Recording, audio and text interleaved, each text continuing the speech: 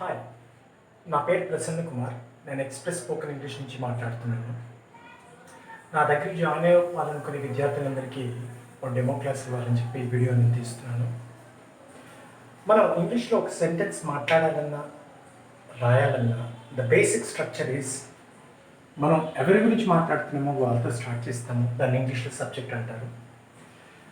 వాక్యంలో దాని తర్వాత వచ్చే పదం ఎప్పుడు కూడాను ఈ సబ్జెక్ట్ చేసే పనిని తెలియజేసే పదమై ఉండాలి. దాన్ని వర్బ్ అంటాము. మన అవసరాన్ని బట్టి చివరిలో ఏదైనా ఆబ్జెక్ట్ లేదా అదర్ వర్డ్స్ని యూజ్ చేయొచ్చు. మనం ఈ కోర్సులో ఇనీషియల్గా మొదట ఒక 10 పదాలని ఒక నేటివ్ స్పీకర్ ఎన్ని రకాలుగా యూజ్ చేయగలడు అన్ని రకాలుగా మనం మాట్లాడడం అనేది నేర్చుకుంటాం. వాటన్నిటికి కూడా ఒకే ఒక టేబుల్ ఉంటుంది. ఆ టేబుల్ మీరు ఫస్ట్ రోజునే 30 మినిట్స్ లోపలే నేర్చుకుంటారు. అది వచ్చిందంటే ఎక్స్‌ప్రెస్ స్పోకెన్ ఇంగ్లీష్లో 70% ఆఫ్ ద కోర్స్ అయిపోయినట్టే. సో ఆ పదాలు తనకు ప్లేసింగ్ ఎప్పుడు కూడా ఇక్కడ ఉండాలి, అంటే సబ్జెక్ట్కి వర్బ్కి మధ్యలో ఉండాలి. దాని తర్వాత వచ్చే వర్బ్ ఎప్పుడు కూడా ఫస్ట్ ఫామ్లో ఉండాలి. అంటే డూ డిడ్ దానిలో డూ వాడతాం, గో వెంట్ గాన్లో గోను వాడతాం అనమాట ఈ పర్టికులర్ పదాలు. ఆ పదాలు ఏంటంటే కెన్ని ఒక నేటివ్ స్పీకరు 10 డిఫరెంట్ వేస్లో యూజ్ చేస్తాడు. ఆ 10 డిఫరెంట్ వేస్ని కూడా మనం నేర్చుకుంటాం. తర్వాత should, could, May, might, must, ఇలా ఒక 10 పదాలని వాటిని ఒక నేటివ్ స్పీకర్ ఎన్ని రకాలుగా యూజ్ చేయగలడు అన్ని రకాలుగా మనం నేర్చుకుంటాం. కాబట్టి ఈ కోర్స్ అయిపోయిన తర్వాత మీరు ఫ్లూయెంట్గా మాట్లాడగలుగుతారు. ఓకే, అయితే మనం ఈ పదాలన్నీ కూడా మన అవసరాన్ని బట్టి, అంటే ఈ పర్టికులర్ పదాన్ని ఏ సందర్భంలో వాడతారు అని ఒక్కొక్క పదం గురించి నేను చెప్తున్నప్పుడు ఆ పర్టికులర్ పదం వాడాల్సి వచ్చింది ప్రతి సబ్జెక్ట్కి వర్బ్కి మధ్యలో వస్తుందని మనం ఆల్రెడీ డిస్కస్ చేసాం. ఇప్పుడు ఈ బేసిక్ స్ట్రక్చర్ని చూద్దాం.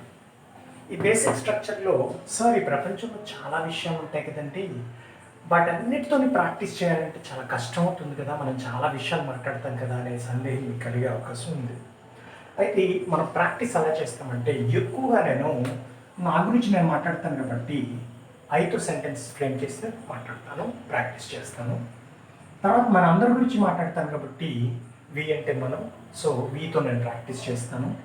లేదంటే నా ఆపోజిట్ పర్సన్తో నేను ఎక్కువగా మాట్లాడతాను కాబట్టి యూతో ప్రాక్టీస్ చేస్తాను. తర్వాత షీని సబ్జెక్ట్గా తీసుకుని నేను ప్రాక్టీస్ చేస్తాను. దీనివల్ల మనకి వచ్చే ఉపయోగం ఏంటంటే షీతో ప్రాక్టీస్ చేయడం వల్ల ఈ ప్రపంచంలో ఫీమేల్స్ గురించి ఎవరి గురించి మాట్లాడాలన్నా ఆ షీ తీసేసి వాళ్ళ పేరు పెడితే సెంటెన్స్ ఫ్రేమింగ్లో ఎటువంటి తేడా రావు, గ్రామర్ పరంగా ఎటువంటి తప్పులు అనేవి రావు. For example she is my English teacher ఉందనుకోండి, షీని తీసేస్తాను, ఈజ్ మై ఇంగ్లీష్ టీచర్ అలాగే ఉంచి మా టీచర్ పేరు అనిత అయితే అనిత పెడితే Anitha is my English teacher అని చెప్తే ఆ పదంలో ఎటువంటి గ్రామర్ మిస్టేక్ లేదు. For example she cooks well, ఆవిడ వంట బాగా చేస్తారు, కుక్స్ వెల్ అలాగే ఉంచి షీని నేను తీసేసి షీ బదులుగా మై మదర్ పెట్టి మై మదర్ కుక్స్ వెల్ అంటే గ్రామర్ పరంగా ఎటువంటి తప్పు రాదనమాట.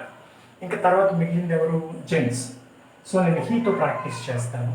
సో మేలు ఫీమేల్ అయిపోతే ఈ ప్రపంచంలో ఉన్న వస్తువులు ఒక్కటైతే నేను ఇటు వాడతాను, ఎక్కువ మంది మనుషులైనా ఎక్కువ వస్తువులైనా నేను దేతో వాడతాను.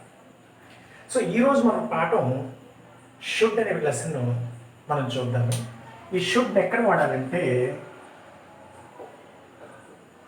ఒక పని చేయాలి అంటే ఒక పని it is an advisable thing to do or it is a good thing to do అంటే ఒక మంచి పని అయినప్పుడు ఆ పని చేయాలి, నేను అతన్ని వెళ్ళి కలవాలి, ఓకే నేను ఈ పుస్తకం చదవాలి, ఇతరులకు హెల్ప్ చేయాలి, ఇలాంటి పదాలన్నింటిలోనే షుడ్ వాడతాను అనమాట.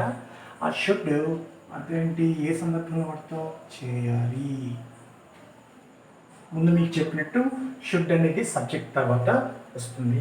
ఈ షుడ్ని ఒక నేటివ్ స్పీకర్ అమెరికాలోనో లండన్లోనో పుట్టినటువంటి వ్యక్తి 10 రకాల సెంటెన్సెస్లో వాడతాడు. మనం కూడా ఆ 10 నేర్చుకున్నప్పుడే, ఇదనే కాదు ఏ పాఠం అయినప్పటికీ మనం కూడా ఆ 10 నేర్చుకున్నప్పుడు మాత్రమే మనం ఫ్లూయెంట్గా మాట్లాడడం అనేది జరుగుతుంది. ఓకే, సో ఇప్పుడు మనం ఇనీషియల్ స్టేజెస్లో మనం 8 డిఫరెంట్ వేస్లో సెంటెన్సెస్ని ఎలా ఫ్రేమ్ చేయాలనేది చూస్తాము. ఓకే, దాంతోపాటు మనం ప్రాక్టీస్ చేస్తాము ఫస్ట్ డే క్లాస్లో. ఓకే, సో నేను ఒక టేబుల్ రాస్తున్నాను.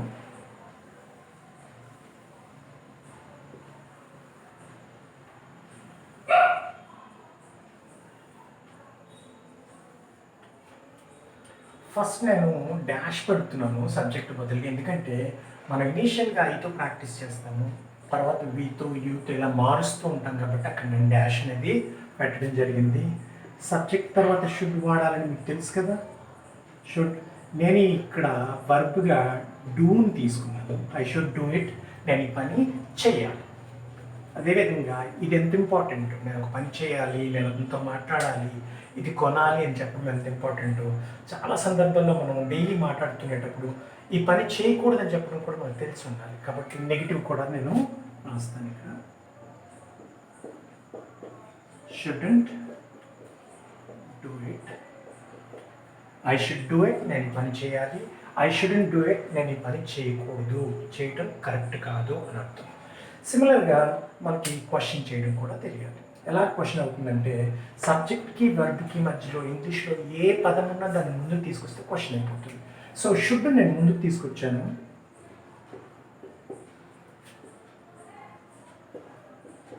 సో నేను క్వశ్చన్ అడగాలంటే నేను ఈ పని చేయాలా అని అడగాలంటే షుడ్ ఐ డూ ఇట్ అని మనం ఫ్రేమ్ చేస్తాం సెంటెన్స్. అదేవిధంగా నేను ఈ పని చేయకూడదని అడగడం కూడా మనకు తెలియాలి కాబట్టి షుడెంట్ ముందు తీసుకొస్తే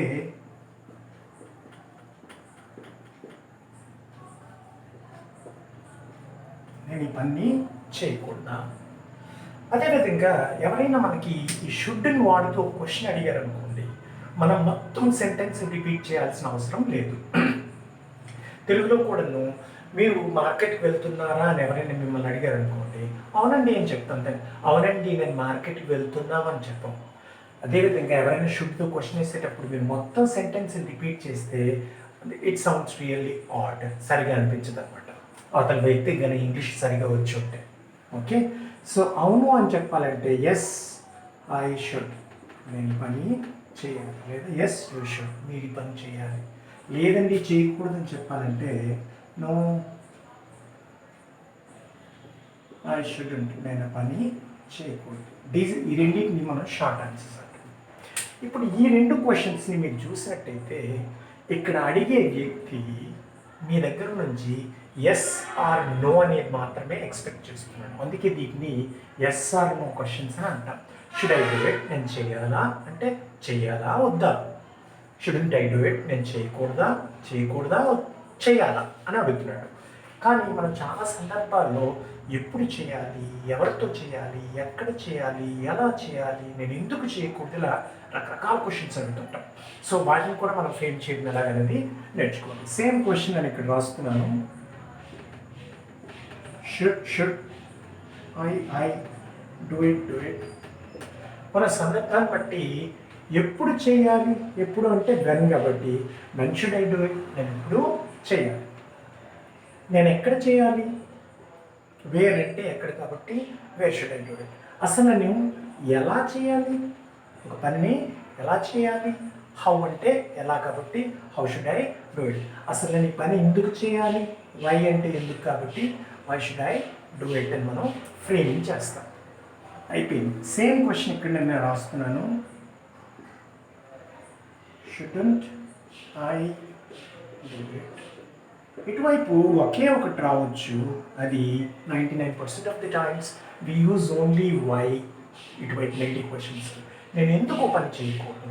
ఇటువైపు డబ్ల్యూహెచ్ క్వశ్చన్స్ ఏదైనా రావచ్చు. How soon should I do it, okay, with whom should I do it, at what time should I do it, ఇలా ఏదైనా రావచ్చు. నేను ఉదాహరణగా ఒక 4 రాశాను, కానీ ఇటువైపు మాత్రం ఎక్కువగా అంటే 99% of the times only why ఒకటే వస్తుంది. ఇప్పుడు మనం ప్రాక్టీస్ ఎలా చేస్తామంటే ఐ ముందు తీసుకొని ఐ షుడ్ డూ ఇట్, నేను చెయ్యాలి. ఐ షుడెంట్ డూ ఇట్, నేను చేయకూడదు. షుడ్ ఐ డూ ఇట్, నేను చెయ్యాలా. షుడెంట్ ఐ డూ ఇట్, నేను చేయకూడదా. ఎస్ ఐ షుడ్, అవును. నో ఐ షుడెంట్, కాదు. When should I do it, నేను ఎప్పుడు చేయాలి. Where should I do it, నేను ఎక్కడ చేయాలి. How should I do it, నేను ఎలా చేయాలి. Why should I do it, నేను ఎందుకు చేయాలి. Why shouldn't I do it, నేను ఎందుకు చేయకూడదు. తర్వాత వి తీసుకుంటాం. వి అంటే మనం. Okay, we should do it, మనం చేయాలి. We shouldn't do it. ఇలా మనం అన్నిటితో ప్రాక్టీస్ చేసిన తర్వాత ఈ డూ ఇట్ని కూడా నేను తీసేస్తాను. డూ ఇట్ అనే క్వశ్చన్ కూడా ఉదాహరణ కూడా తీసేసి ఇక్కడ మనం ఏం చేస్తామంటే ఒక సర్కిల్ని ఇక్కడ ఒక డాష్ లాంటిదన్నీ పెడతాం. ఇక్కడ ఏం చేస్తామంటే ఇలా పెడతాను.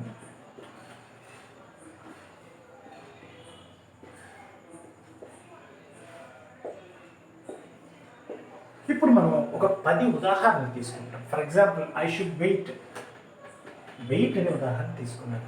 I should okay learn it, నేను దీన్ని నేర్చుకోవాలి. ఐ షుడ్ బై ఇట్, నేను దాన్ని కొనాలి.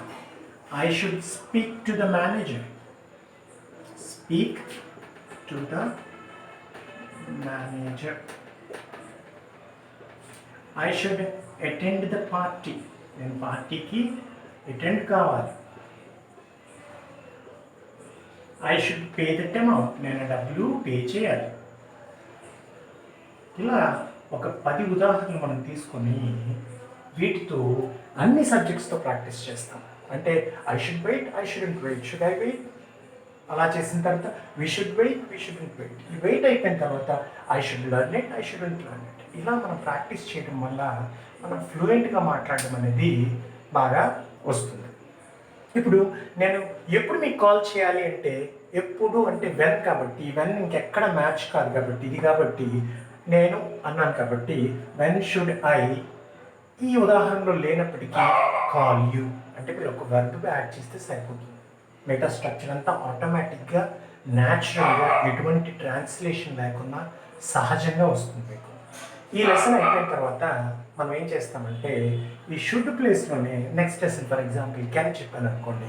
I can do it, I can't do it, నేను చేయగలను, నేను చేయలేను. కెన్ అంటే నేను ఒక పని చేయగలను అనే సందర్భంలో వాడతాను. ఓకే, నేను చేస్తే చేస్తాను లేకపోతే లేదు అంటే మే వాడతాను.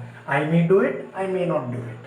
ఇలా మనం ఒక 10 ఉదాహరణలతో ప్రాక్టీస్ చేయడంతో పాటు మనకు నేను మీకు పంపించే మెటీరియల్లో 100 కొద్ది ఎగ్జాంపుల్స్ ఉంటాయి. వాటిని కూడా ప్రాక్టీస్ చేయడం వల్ల మీరు సహజంగా మాట్లాడగలుగుతారు. ఈ ఒక్క టేబుల్ వస్తే నేను ఇంతకుముందు చెప్పినట్టుగానే 75% ఆఫ్ ది కోర్స్ అయిపోతుంది. మీరు ఒక 5 ఉదాహరణలు ప్రాక్టీస్ చేసిన టైంకే నేను బోర్డు చెప్పేసినా సరే మీరు సహజంగా చెప్పగలుగుతారు. సో మీరు నా కోర్సులో జాయిన్ అవ్వాలనుకుంటే మీరు చేయాల్సిన పని ఏంటంటే నా నెంబర్కి మీరు ఫోన్ చేయండి. నా నెంబర్ మీకు బోర్డు మీద రాస్తాను. చక్కటి మెటీరియల్ కూడా నేను పంపిస్తాను. ఓకే, మీకు ఎట్టి పరిస్థితుల్లో కూడాను మీ క్వాలిఫికేషన్, మీకు ఉండే టైము, ఈ అన్ని విషయాల మీద ఎంత తొందరగా నేర్చుకోగలనే విషయం ఆధారపడి ఉన్నప్పటికీ ఖచ్చితంగా నేర్పించగలను మాత్రం నేను చెప్పగలను. నా ఫోన్ నెంబర్ 9985104434. మీరు సీరియస్గా ఇంగ్లీష్ నేర్చుకోవాలి సార్, నాకు నిజంగా అవసరం ఇంగ్లీష్ నేర్చుకోవటం అని మీరు కానీ ఫీల్ అయితే దయచేసి నెంబర్కి కాల్ చేయండి. మీకు నేను మెటీరియల్ పంపిస్తాను.